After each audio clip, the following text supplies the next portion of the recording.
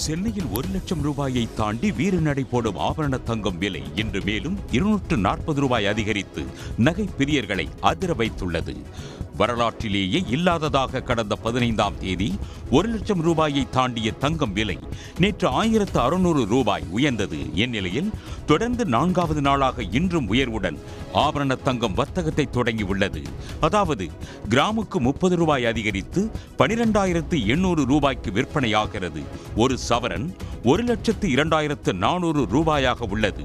அதே சமயம் வெள்ளி விலை இதுவரை இல்லாததாக கிராமுக்கு 10 ரூபாய் உயர்ந்து தங்கத்துக்கு போட்டியளித்து வருகிறது. 1 கிராம் வெள்ளி 244 ரூபாயாகவும் 1 கிலோ 2,44,000 ரூபாயாகவும் உள்ளது. வளைந்து நின்ற முதுகுகள் தலை நிமிர்ந்து தன்மானம் காக்க தன்னையே இந்த மண்ணுக்கு தந்தவர் தந்தை பெரியார் என்று அவரது நினைவு நாளில் முதலமைச்சர் மு.க. ஸ்டாலின் புகழ் வணக்கம் செலுத்தியுள்ளார். பெரியாரின் 52வது நினைவு நாளையொட்டி சென்னை அண்ணா சாலையில் உள்ள அவரது சிலைக்கு மரியாதை செலுத்தினார்.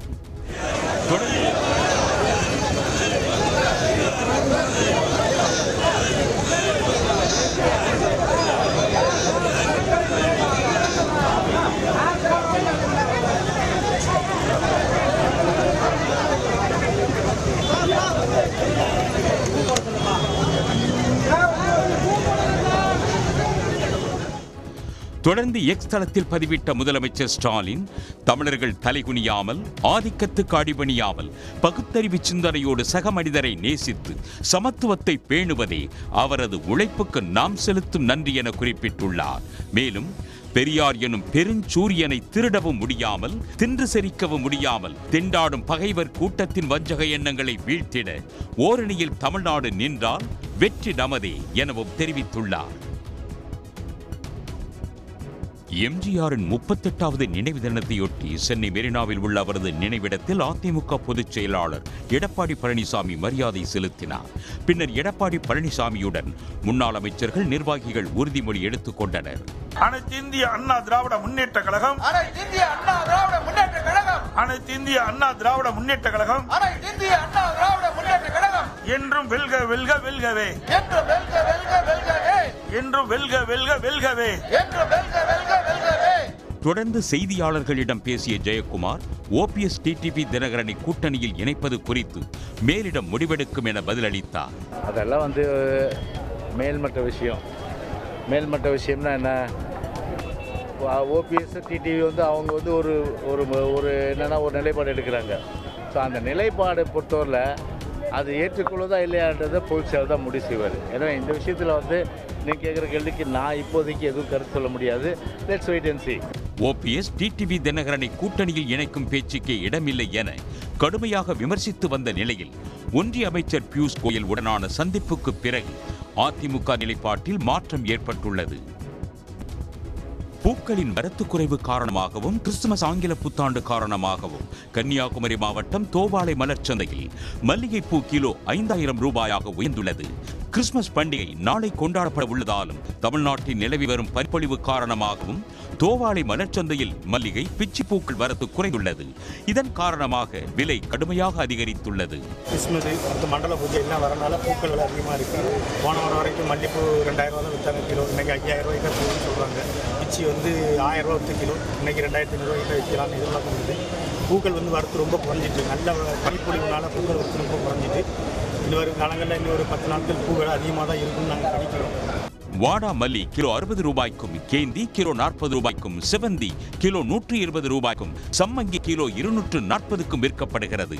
தாமரை ஒரு பூ 10 ரூபாய்க்கு விற்பனை செய்யப்படுகிறது. திருச்சி ஸ்ரீரங்கம் ரெங்கநாதர் கோயிலில் வைகுண்ட ஏகாதசி பெருவிழாவை ஒட்டி நம்பெருமாள் சிவப்பு நிற பட்டு உடுத்தி பக்தர்களுக்கு அருள் பாலித்தார். பகல் 10 ராப்பத்து என நடைபெறும் ஏகாதசி விழாவில் பகல் 10 5ஆம் நாளான இன்று மூலஸ்தானத்தில் இருந்த தங்கப்பல்லக்கில் அர்ஜுன மண்டபத்தில் நம் பெருமாள் எழுந்தருளினார். ஆயிரக்கணக்கான பக்தர்கள் ரங்கா ரங்கா என முழக்கம் எழுப்பி வழிபட்டனர்.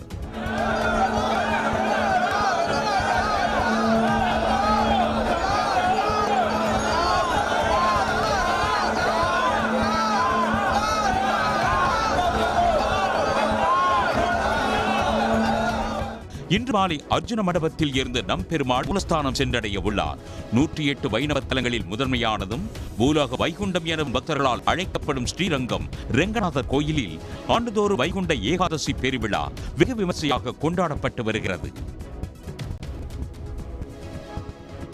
கேரளாவில் பரவி வரும் பறவை காய்ச்சல் எதிரொலியால் நாமக்கலில் உள்ள கோழி பண்ணைகளில் நோய் தடுப்பு முன்னெச்சரிக்கை நடவடிக்கைகள் தீவிரமாக மேற்கொள்ளப்பட்டு வருகிறது. கேரளாவில் கோட்டயம், குருபந்தரா, ஆலப்புழா உள்ளிட்ட இடங்களில் பறவை காய்ச்சல் பரவி இருப்பது உறுதியானதாக அந்த மாநில கால்நடை பாதுகாப்புத்துறை அதிகாரிகள் தெரிவித்துள்ளார்கள். இந்நிலையில் தமிழ்நாட்டில் அதிகளவில் கோழி பண்ணைகள் உள்ள நாமக்கல் மாவட்டத்தில் பண்ணையாளர்கள் தங்கள் பண்ணைகளில் பாதுகாப்பு நடவடிக்கைகளை தீவிரப்படுத்தியுள்ளார்கள். கோழிகளுக்கு கிருமிநாசினி மருந்து தெளித்தல், தடுப்பூசி போடுதல் உள்ளிட்ட நடவடிக்கைகள் மேற்கொள்ளப்பட்டு வருகிறது. வெளியிலிருந்து வரும் வாகனங்களை கிருமிநாசினி தெளித்த பின்னரே பண்ணைகளுக்குள் அனுமதிக்கிறார்கள். ஆப்பிரிக்க நாடான மாலியில் தீவிரவாதிகளால் கடத்தப்பட்ட தங்களை மீட்க கோரி வீடியோ பதிவு ஒன்றை 5 இந்தியர்கள் வெளியிட்டுள்ளனர். ராணுவ ஆட்சி நடந்து வரும் மேற்கு ஆப்பிரிக்கா நாடான மாலியில் சில நாட்களாக பயங்கரவாத தாக்குதல்கள் அதிகரித்துள்ளதாக கூறப்படுகிறது. இந்நிலையில் மாலியின் கோப்ரி பகுதியில் செயல்பட்டு வரும் மின்சார நிறுவனத்தில் பணிபுரிந்த தென்காசி, நெல்லை, தூத்துக்குடியைச் சேர்ந்த 5 பேர் கடந்த நவம்பர் 6ஆம் தேதி துப்பாக்கி முனையில் தீவிரவாதிகள் கடத்திச் சென்றது தெரியவந்துள்ளது. தற்போது தாங்கள் உயிருடன் இருப்பதாகவும் தங்களை விரைந்து மீட்க நடவடிக்கை எடுக்க கோரியும் 5 பேரும் உருக்கமான வீடியோ ஒன்றை அனுப்பியுள்ளனர். ஏற்கனவே கடத்தப்பட்ட 5 பேரில் தென்காசி மாவட்டம் கடையநல்லூரைச் சேர்ந்த சுரேஷ், இசகிராஜ் ஆகியோரை மீட்க கோரி அவர்களது உறவினர்கள் பிரதமருக்கும் முதலமைச்சருக்கும் கோரிக்கை விடுத்திருந்தனர்.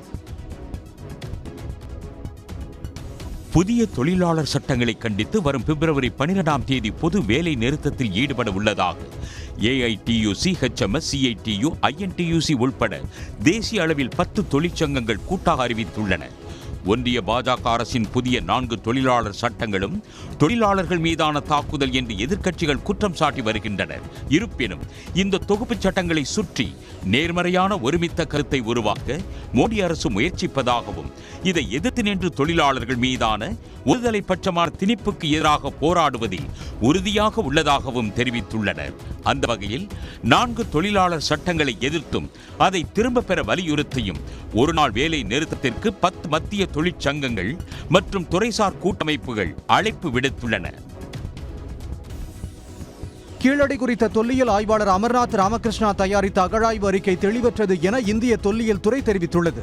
இதற்கு மதுரை MP சு வெங்கடேசன் கண்டனம் தெரிவித்துள்ளார். கீழடி அறிக்கையை வெளியிட நாடாளுமன்றத்தில் திமுக மற்றும் கூட்டணி கட்சி MPக்கள் குரல் எழுப்பியிருந்தனர். இதையடுத்து விளக்கம் அளித்துள்ள தொல்லியல் துறை ஆய்வறிக்கை தெளிவில்லாமல் முழுமை பெறாமல் உள்ளதாகவும் 114 பக்க கடிதத்தை அனுப்பியும் அமர்நாத் ராமகிருஷ்ணாவிடம் மீண்டும் விளக்கம் கேட்டுள்ளது.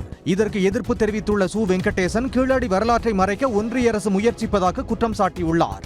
இதுவரை அகழாய்வு அறிக்கையை எழுதாதவர்களை வைத்து விளக்கம் கேட்டிருக்கிறது என்பதும் 114 பக்க விளக்கம் கேட்டிருப்பது என்பதும் அதிர்ச்சி மேல் அதிர்ச்சியாக செய்து கொண்டிருக்கிறது. அதாவது கீழடி உண்மையை வெளிக்கொண்டு வர நான் அனுமதிக்க மாட்டேன் என்ற முற்றும் முடிவோடு மோடி அரசு செயல்படுகிறது. அதனால்தான் ஒரு அகழாய்வை நடத்த விடாமல் தடுத்தார்கள். நடத்திய பிறகு அதை அறிக்கையை எழுத விடாமல் தடுத்தார்கள். அறிக்கை எழுதிய பிறகு வெளியிட விடாமல் தொடர்ந்து தடையை ஏற்படுத்தி கொண்டே இருக்கிறார்கள். முதல் முறை கீழடி ஆய்வறிக்கையை மாற்ற ஒன்றிய அரசு கூறிய போது அதற்கு மறுப்பு தெரிவித்த அமர்நாத் ராமகிருஷ்ணா உண்மையை திருத்தி எழுத முடியாது என கூறியிருந்தார். பள்ளிகளுக்கான அரையாண்டு விடுமுறை, கிறிஸ்துமஸ், புத்தாண்டு கொண்டாட்டம் காரணமாக மக்கள் சொந்த ஊருக்கு செல்வதால் திருப்பூர் ரயில் நிலையத்தில் கூட்டம் அலைமோதியது. திருப்பூர் மாவட்டத்தில் வெளி மாவட்ட மற்றும் வெளி மாநில தொழிலாளர்கள் லட்சக்கணக்கானோர் தங்கி பணியாற்றி வருகின்றனர். இந்த நிலையில் நேற்றுடன் பள்ளிகளில் அரையாண்டு தேர்வுகள் முடிந்து விடுமுறை அறிவிக்கப்பட்டுள்ளது. அது மட்டுமின்றி கிறிஸ்துமஸ் மற்றும் புத்தாண்டை ஒட்டி தொழிலாளர்கள் சொந்த ஊர் செல்வதால் திருப்பூர் ரயில் நிலையத்தில் வெளி மாவட்ட தொழிலாளர்களின் கூட்டம் அதிகரித்துள்ளது.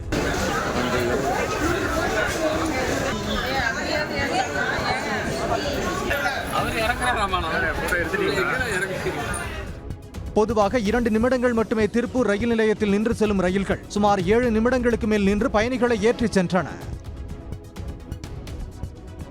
சென்னையில் 1 லட்சம் ரூபாயை தாண்டி வீறு நடை போடும் ஆபரண தங்கம் விலை இன்று மேலும் 240 ரூபாய் அதிகரித்து நகை பிரியர்களை அதிர வைத்துள்ளது.